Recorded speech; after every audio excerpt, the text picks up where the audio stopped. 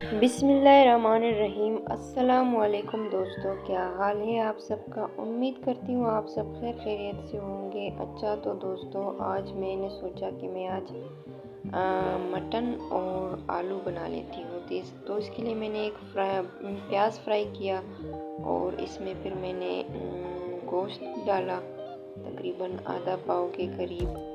इसको अच्छी तरह मैंने फ्राई किया। फिर इसके बाद जब प्याज और गोश्त फ्राई हो गई, फिर इसमें मैंने लहसुन अदरक का पेस्ट डाला और इसको भी 2 मिनट के लिए मैंने फ्राई कर लिया। और इसको फ्राई करने के बाद फिर मैंने इसमें कुछ मसाले ऐड किए। इसमें मैंने मिक्स मसाला डाला, नमक डाला और ज़ीरा मैंने 1 चम्मच डाला। और उसके बाद फिर मैंने इसमें धनिया पाउडर इसमें शामिल किया। और इन चीज़ों को डालने के बाद फिर मैंने उसको अच्छी तरह फ्राई किया।